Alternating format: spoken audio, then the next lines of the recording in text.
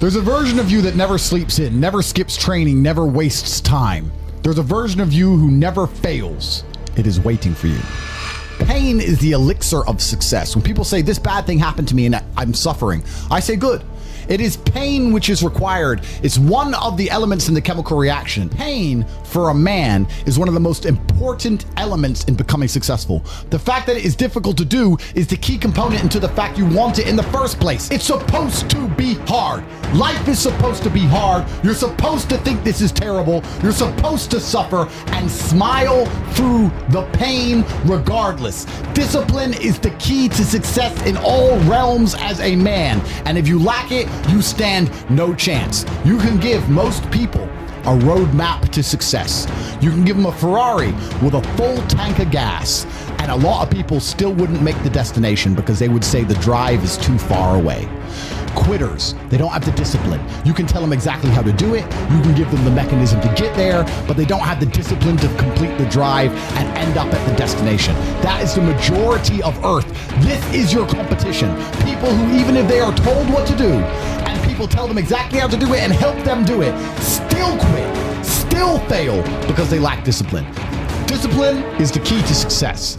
Everything is war, all of it. Sitting in the commute without losing your patience is war. Trying to find a way to escape your slave job is war. Keeping your wife happy and your children inspired is war. Training to become stronger than before is war. It is all war, and it cannot be avoided. And I'll tell you why it's war. Because war is two opposing sides trying to achieve the same goal. Two opposing sides want the same land or the same influence over X land. And the car you want, the Ferrari, you're not the only person who wants it. The reason it's so expensive is because others people want it. The girl you want, the beautiful woman, everyone wants her.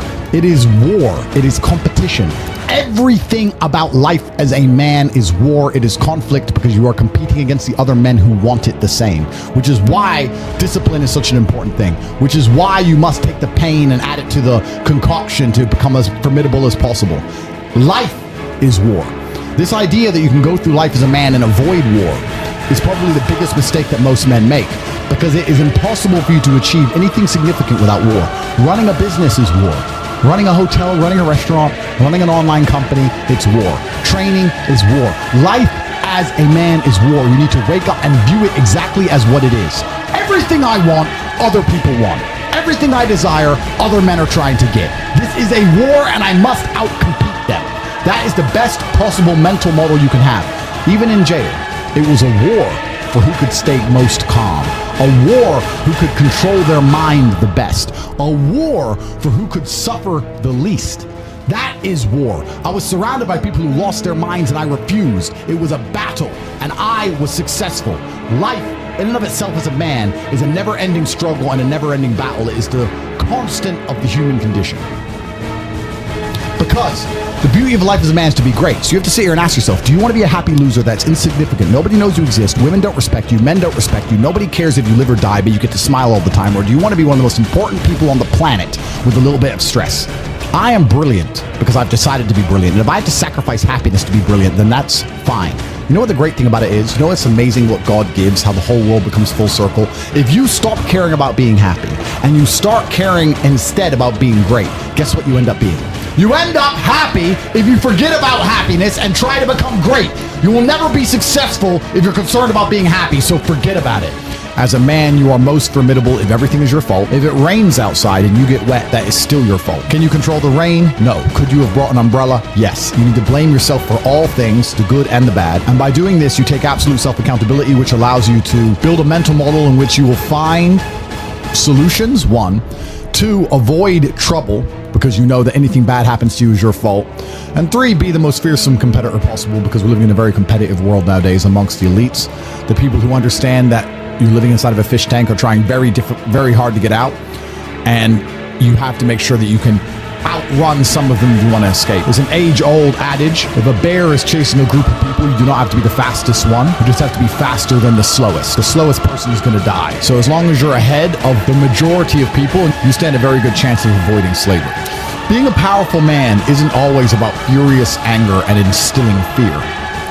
As enemies attempt to attack your energy and lower your vibration, understand this: power is untouchable. Power may notice, but it doesn't care. Sometimes power is simply not giving a fuck. Being a powerful man isn't always about furious anger and instilling fear, meaning sometimes it is. You need to retain the capability to instill fear with furious anger. A man who cannot do that is not a man. It is one of the cards you need to have in your deck.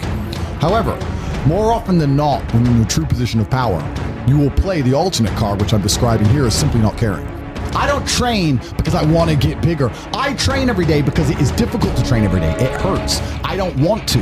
I wake up and I'm busy. I have other things to do. I don't feel like doing it, so I force myself to do it 7 days a week, 365 days a year, so that I know I'm the kind of person who can do what he doesn't want to do when it needs to be done. I am that man, and it is more of a mental exercise than a physical exercise at this point. How can you ever outcompete me if I can force myself to do the things I don't want to do and you cannot? Discipline is absolutely essential for success, and you need to get very comfortable and very used to the idea of understanding that on your path to greatness, there are going to be long periods of time where you hate what you are doing, where you are dissatisfied with the actions you must undertake, where you are tired, where you are stressed.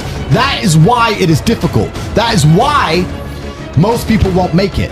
If the path was easy, everybody would walk it and it would lead nowhere. 100 people start the path, 99 fall off because it is difficult, and the one person who makes it to the end gets the gold. If all 100 made it to the end and the gold was divided by 100, it wouldn't even be worth anything.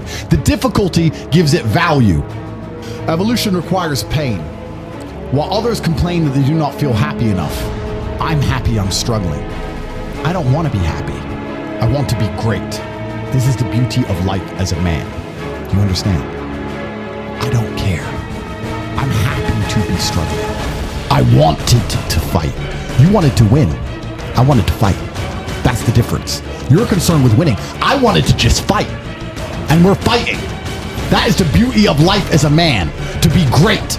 If you concern yourself only with being happy, you are once again acting like a female or a child. Happiness is fleeting. It doesn't even matter if you're concerned only with the hedonism of happiness. You're going to drink alcohol and go to parties and go to festivals and take drugs. I want to be happy. Who cares? I want to be great. I want to be great all of the time. Quitters, they don't have the discipline. You can tell them exactly how to do it. You can give them the mechanism to get there, but they don't have the discipline to complete the drive and end up at the destination. That is the majority of Earth. This is your competition. People who, even if they are told what to do, and people tell them exactly how to do it and help them do it, still quit, still fail because they lack discipline. Even me, with my monumental powers, I can't make a quitter successful. It doesn't matter how good I am. It doesn't matter how easily I make it for them to succeed. It doesn't matter how compendious and concise and powerful the real world is. It doesn't matter how much I text them and motivate them, how many emergency meetings I do to try and talk to them and hype them up, how much motivation I give them. It doesn't matter what I do. If they are a quitter, guess what they're going to do? They're going to quit. No matter how simple the map is to read, no matter how fast the Ferrari is, somewhere along the drive, the sun's going to get in their eyes, and they're going to sit there and go, I don't like this is hard, and they're going to quit. Quitters are the number one type of people that nobody can help. If you're a quitter, I can't help you, life can't help you, God himself cannot help a quitter. So if you lack discipline, you lack the very basic building block to any type of success which exists on the planet. By every single metric which can be measured with science, you are going to stay a loser and a failure.